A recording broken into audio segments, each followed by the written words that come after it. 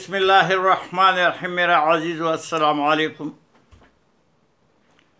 ये मुहर्रमुल हराम का बाबरकत और हुर्मत वाला महीना है। इसमें एक दिन है 10वां दिन, जिसको आशूरा कहते हैं, अभी भी गुज़रा है अनकरीब। आशूरा जो है ये अशरे से निकला है, मतलब 10वां दिन। इसमें बहुत वाक़यात हुए हैं और इस्लाम में उसकी बड़ी वक़्त और इज़्ज़त है, एहतराम है। और ये आशूरा जो है ये यहूदियों के लिए भी बहुत मुबारक दिन है। वो आशूरा का दिन जो है वो रोज़ा रखते हैं और मुसलमान जो है वो 2 रोज़े रखते हैं। इसमें वैसे भी ये जब से अल्लाह ने दुनिया पैदा की, इस दिन को बहुत से वाक़यात हुए हैं, अभी उसका वक्त नहीं है। मगर इसकी मशहूरी और इज़्ज़त जो दी गई है वो हज़रत इमाम हुसैन रज़ियल्लाहु अन्हु और उसके साथी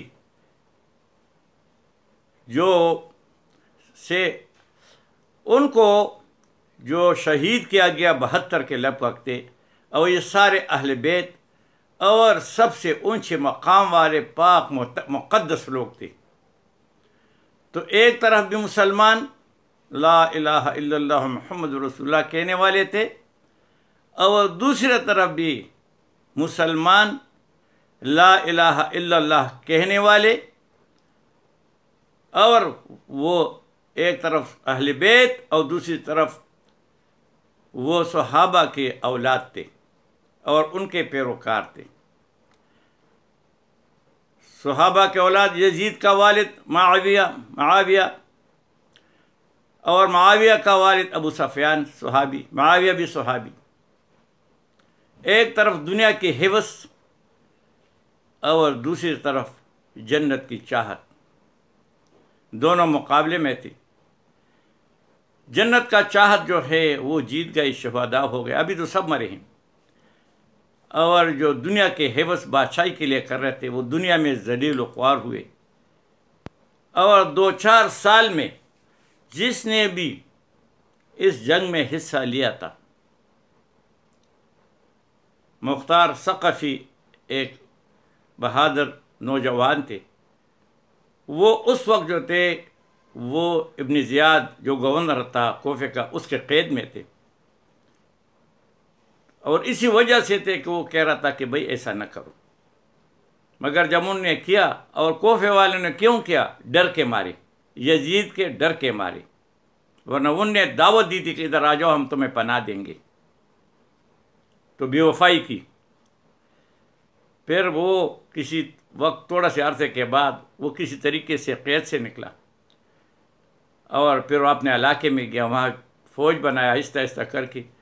फिर उसने कोफे पे हमला किया, उसको कैप्चर किया और एक एक करके किसी को भी नहीं छोड़ा। विद इन 4-5 ईयर किसी को भी नहीं छोड़ा। जिसने भी इसमें हिस्सा लिया था उसको कत्ल किया, और बहुत ज़लील व ख्वार तरीके से कत्ल किया। उनके ख़ानदानों को भी ख़त्म किया, कुछ भी नहीं छोड़ा। दुनिया में उनको सज़ा दी, आखिरत की सज़ा बाकी है। बस भाई ये दुनिया में जितने फसादात होते हैं, ये सब ये समझते हैं कि ये एक तरफ भी समझता है कि हम आखिरत की कामयाबी के लिए करते हैं, दूसरी तरफ भी समझता है।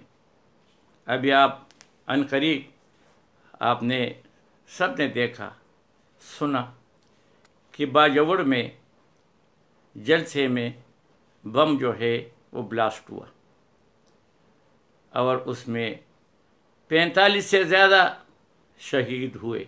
ज़्यादातर नौजवान और बच्चे थे, और जो अस्पताल में 150 से ज़्यादा पड़े हैं, किसका हाथ नहीं, किसका पैर नहीं, किसके आंखें नहीं।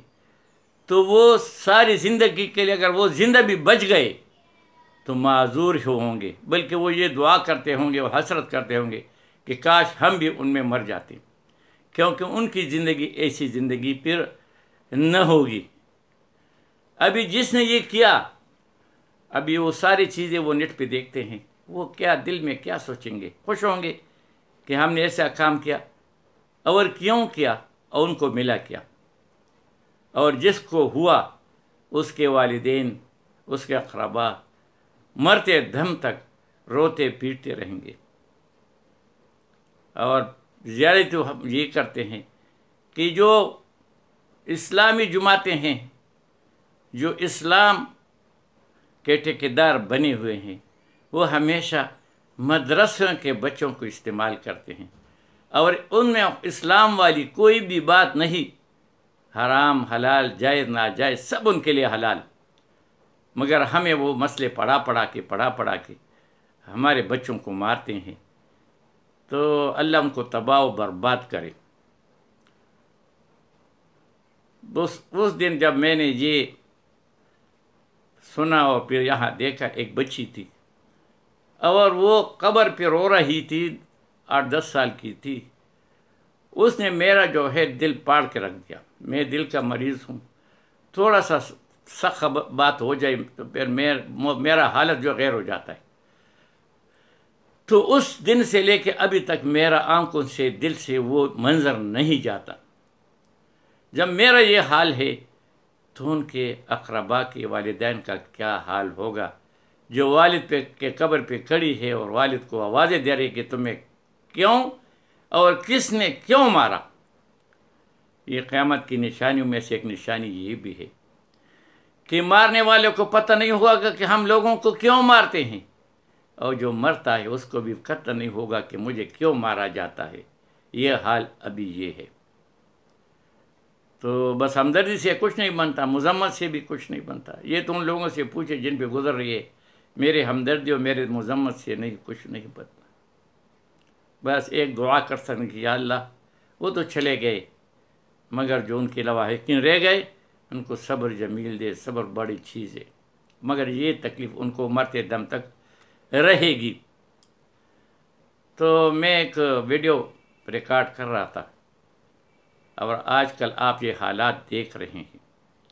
بس ابھی پاکستان میں رہنے کا کوئی گنجائش نہیں، سب لوگ بھوکے مر جائیں گے، کھانے کو نہیں ملے گا، بجلی کا بل ادا نہیں کر سکتے، کچھ بھی نہیں کرتے۔ ایک دن ہم ہوں گے کہ سب انکاری ہو جائیں گے، اور پھر کسی کے کنٹرول میں یہ نہ ہوگا۔ تو میں جب ویڈیو بنا رہا تھا تو میں نے ایک موازنہ کیا تھا۔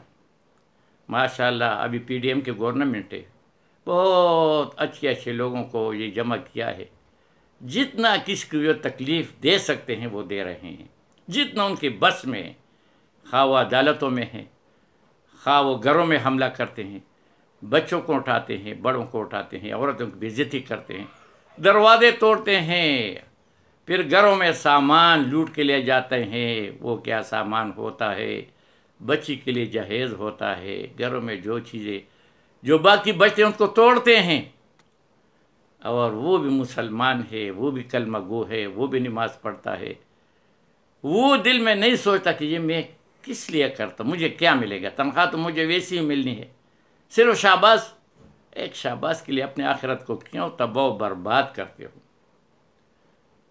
تو پھر مجھے واقعہ یاد آیا، وہ کل میں نے بیان کیا ہے، مگر چونکہ میرے ذہن بہت خراب تھی، میں تھوڑی سی غم کی بات سنتا ہوں تو بس 3-4 دن میرا حالت غیر ہو جاتا ہے۔ پھر آپ لوگوں نے ویڈیو میں بھی دیکھا ہو کہ میری آواز بھر جاتی ہے، آنکھیں نم والی ہو جاتی ہے، اور پھر میں اپنے آپ کو قابو نہیں رکھ سکتا۔ کل بھی میرا یہ حال تھا۔ تو میں نے آپ کو ایک گورنر، اور آج کا گورنر آپ کو دیکھ رہے ہیں، کا حال سنایا۔ کیا لوگ تھے یہ، ایسے تو اس کو صحابہ کرام نہیں کہتے۔ نبی کریم صلی اللہ علیہ وسلم کا مشہور حدیث ہے، کل بھی میں نے بتایا کہ میرے صحابہ کرام ستاروں کے مانند ہیں، جس نے جس کی پیروی کی وہ منزل کو پہنچ گیا۔ منزل کیا ہے؟ جنت، کامیابی۔ تو حضرت عمر رضی اللہ عنہ کے زمانے میں ایک علاقے کو جب انہوں نے قبضہ کیا، لوگ مسلمان جوک در جوک ہوئے، تو انہوں نے ایک گورنر کو، انہیں منتظم کو، گورنر ابھی انگریزی میں کہتے ہیں، منتظم کو، تاکہ وہاں نظام چلائے، اس کو مقرر کیا۔ وہ ایک صحابی تھے، بوڑھے تھے، اس کی بیوی بھی بوڑھی تھی۔ تو وہ صحابی جو ہے اس کا نام تھا سعید بن عمر۔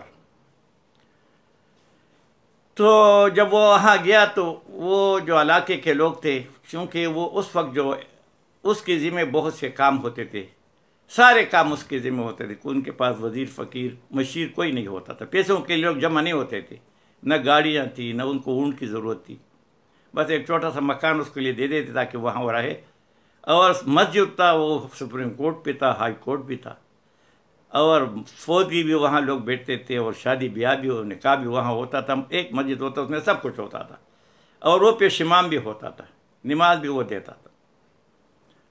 تو ایک وفد جو ہے سرداروں کا آیا کہ آپ نے ہمیں ایک ایسے گورنر دیا ہے جو اس میں 4 کمیاں ہیں، تو آپ ایسا کریں، ان کو بدل دیں۔ تو کل میں نے تفصیل سے بات بتائی تھی کہ اس میں ایک یہ کمی ہے کہ جناب یہ اشراق کا نماز پڑھ کے یہ سیدھا گھر جاتا ہے، اور پھر بہت یہ دوپہر کے وقت آتا ہے جب پتہ نہیں کیا کرتا ہے۔ پھر میں نے تفصیل سے اس کا ذکر کیا۔ پھر دوسری بات اس میں یہ ہے جناب کہ دن کو تو یہ یہاں بیٹھتا ہے، لوگوں کے مسائل سنتا ہے، مگر عشاء کے نماز اور صبح تک یہ درمیان میں کسی کے لیے نکلتا نہیں گھر سے۔ پھر اس نے اس کو جواب دیا ہے۔ پھر تیسرا یہ کہ ایک ہفتے میں یہ ایک دن وہ ایک چھٹی کرتا ہے، بس وہ صبح نماز پڑھ کے فجر کے اور سیدھا گھر جاتا ہے، اور ظہر کے نماز کے لیے آتے درمیان میں گھر سے نہیں نکلتا، ہاں دروازہ کٹکھٹاؤ جو مرضی کرو۔ تو اس کا جواب ہے، میں نے کل کے ویلاگ میں تفصیل سے بتایا ہے، ابھی وقت جو ہے اتنا نہیں ہے۔ چوتھا مجھ سے بھول گیا تھا کہ میرا ذہن اسی واقعے پہ ابھی تک ہے، وہ بچی کا رونا جو ہے میرے دل کو چیرتا ہے۔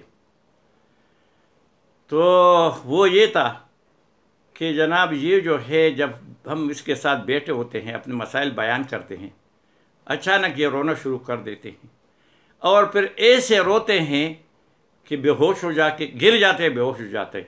تو یہ تو ہمیں مجنون پاگل لگتا ہے، یہ تو صحیح آدمی نہیں ہے، اس کو کوئی پرابلم ہے۔ جیسے آدمی کو جنات ہوتے ہیں یا کوئی چیز ہوتے تو صحابہ کرام تھے، ان کو پاس جنات کہاں سے آتے۔ بہرحال انہوں نے 4 شکایت کی، تینوں کا تو کل میں نے تفصیل سے ذکر کی تھی۔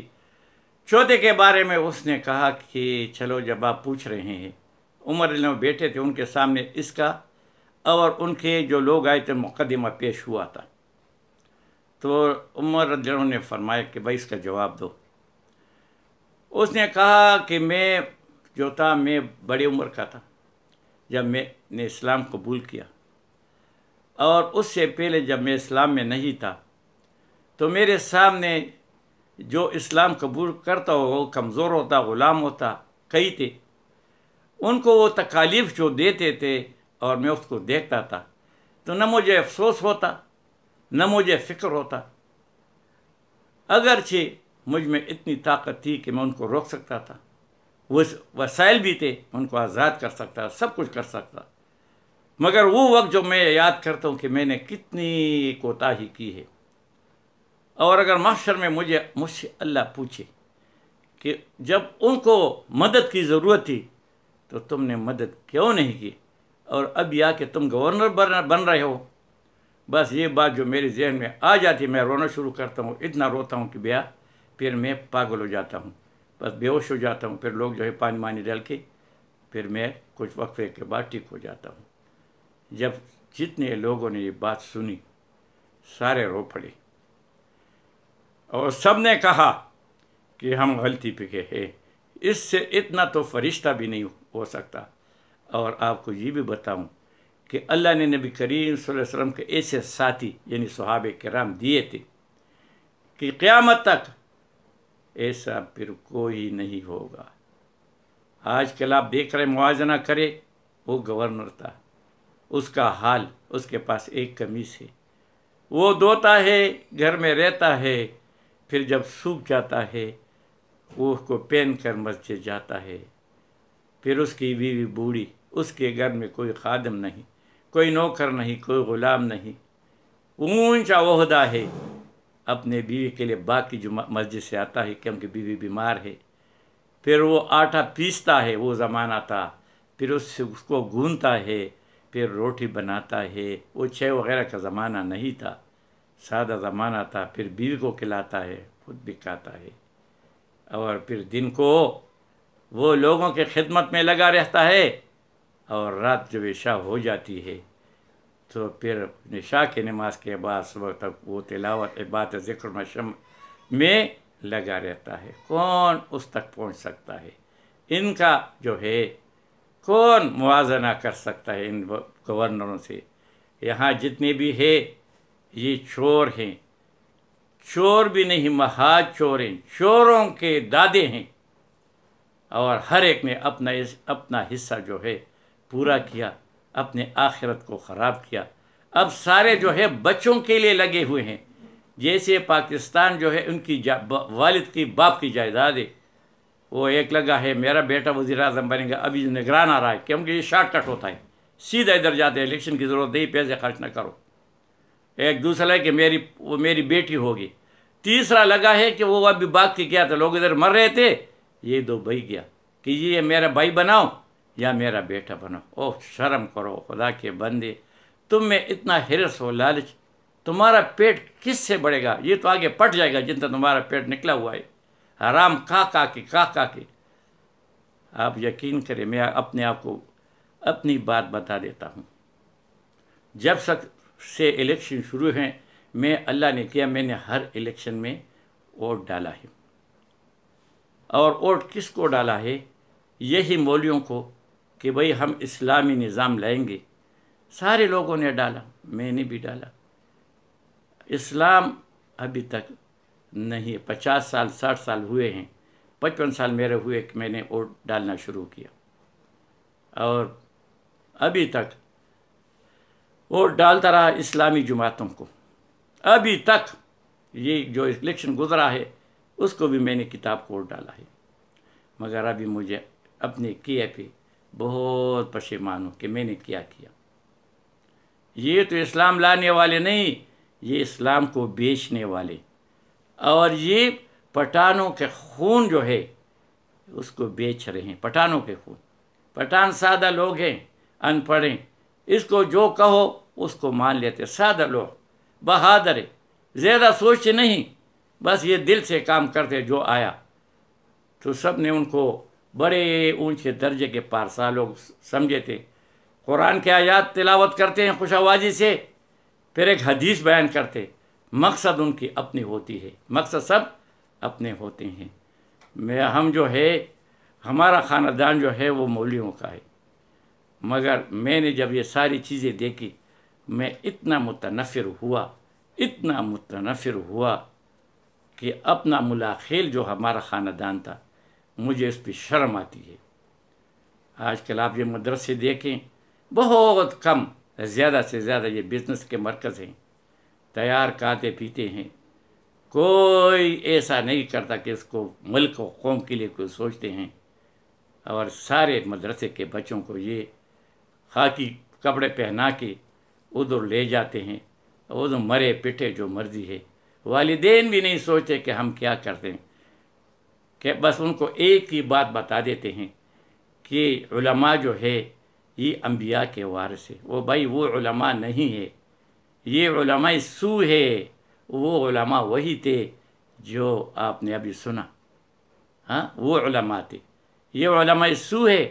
ابھی یہ لوگ جو ہیں یہ میرے انبیاء کے وارث ہوں گے، جہازوں میں پھرنے والے، 10 کروڑ کی بلٹ پروف بم پروف گاڑی میں پھرنے والے.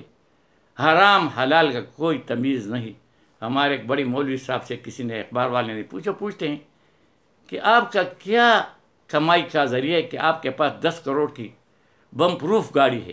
آپ جواب سنیں کہ بھائی ساری دنیا کے پاس اگر ایسی گاڑیاں ہیں تو آپ لوگوں نے نہیں پوچھا، اور مجھ سے پوچھتے ہیں.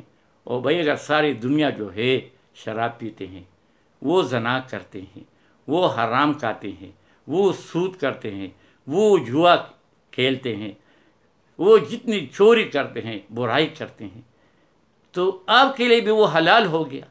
یہ کیسے حلال ہو؟ یہ کیا جواب ہوا؟ کتنے افسوس کی بات ہے. یہ جواب میں نے جب سنا، میں نے کہا لعنت ہو تمہاری یہ پوزیشن پہ، تمہاری یہ جگہ پہ، یہ تم نے جواب دیا. یہ جواب ہے. تو بس بھائی ابھی آپ لوگوں نے جب بھی الیکشن پہلے آئے گا نہیں، اگر آیا تو آپ لوگ کسی کی داڑھی کی، کسی القابات، حضرت مولانا فلانا ڈنگلا، اس پہ غلط نہیں ہونا، لازمی نہیں ہے۔ آپ دیکھیں کہ کسی کا کردار کیسا ہے، امانت اور خیانت کی بات کرے، اگر وہ امانت دار ہے، خیانت نہیں کرتا، ظالموں کا ساتھ نہیں دیتا، تو بس وہ ہے۔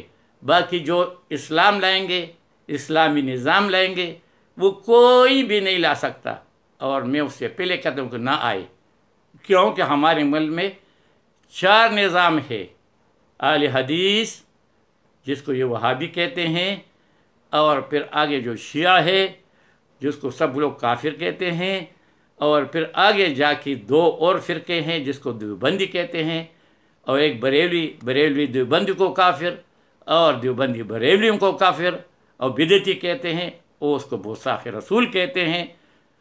یہ ہے ہمارے، کون سا نظام لائیں گے؟ ہم دعا کریں گے تو ہمارا نظام کون سا آئے گا؟ یہی جو ہے اسی طرح ٹھیک ہے۔ تو اس لیے میں اب مجھے جو سمجھ آئی، میں نے کہا یہ تو ہم غلطی کر رہے تھے، انشاءاللہ پھر ایسے غلطی زندگی بھر نہیں کروں گا، اور اولاد کو بھی سمجھاؤں گا کہ انسان کو وہ دیکھو، اس کے دیکھو کہ وہ سائیکل پر جناب جاتے تھے، وہ اسمبلی میں سائیکل بھی نہیں تھا، اور پھر بلٹ پروف بم پروف گاڑی میں آج کل پھرتے ہیں۔ آپ یہ بڑے بڑے مدرسے چند چھوڑ کر یہ سارا بزنس ہے، ان کے مولیوں کو دیکھو، ان کو کوئی فکر نہیں، اور وہ کیا پڑھاتے ہیں؟ فرقہ واریت، فلانا فرقہ فلانا فرقہ فلانا، وہ اتحاد والی بات نہیں، وہ جھگڑے والے منافرت والی باتیں کرتے ہیں، بس ان کو یہی پڑھاتے ہیں کہ وہ فلانا کافر ہے فلانا کافر ہے۔ اور بھائی اپنا سوچیے، اپنی قبر کی سوچیے، پرائے کے بارے میں سوچے نہیں، پرائے کے بارے میں بالکل نہ سوچے۔ اپنے ہر آدمی نے اپنے قبر میں جانا ہے، ہر آدمی نے اپنی جگہ کو جو ہے بھی جواب دینا ہے۔ بہترین جج جو ہے ہر انسان کی یہ دل اور ضمیر ہے، جو دل اور ضمیر کو آپ کو صحیح لگے وہ صحیح ہے، کسی کے باتوں میں نہیں آنا، بالکل نہیں آنا۔